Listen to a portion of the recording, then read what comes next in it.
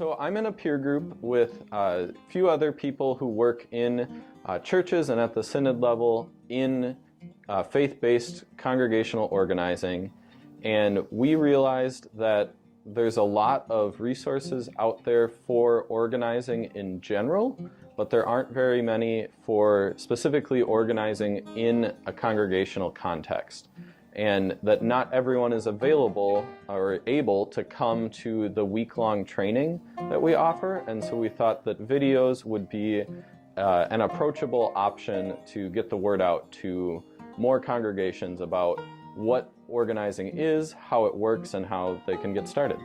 Our project through the Ministry Imagination Grant is to create some videos about community organizing, and we've got sort of two parts of that. There's 5 instructional videos that are about some of the different steps of community organizing, and then there's 3 narrative videos to tell what we've done or what churches have done already using their organizing skills and the impact that's had.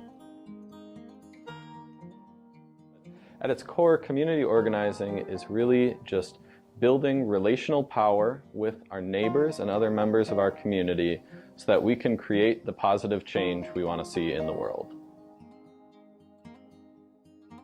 So for this project, I had the benefit of starting with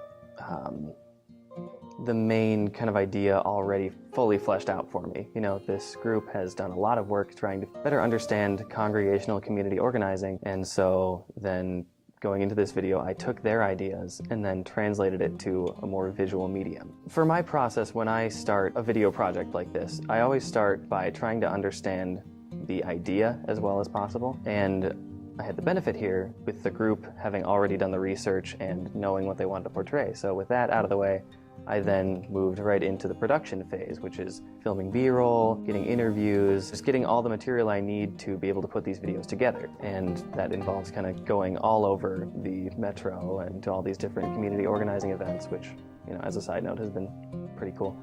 And from there, then I move into the editing process, which is where I take all that footage and I use it. I use the interviews, I use all the, you know, B-roll footage to tell the story of this project, to kind of explain what they wanted to accomplish. You know, the impact that I see this having on our congregation is that it engages us. It invites us into the world in a more deep way. It invites us to know one another in deeper ways.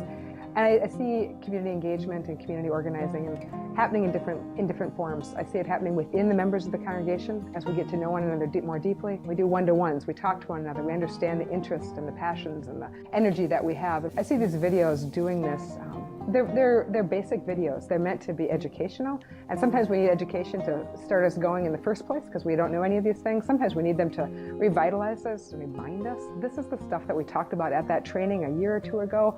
Oh, I want to think about it again as a congregation. I want to be able to talk to the members of the congregation about that. I think it's helpful for people to be able to share them with their friends as they get to know somebody and say, oh, you've got a passion for this. I want to share this video and help you understand and learn a little bit more deeply as well.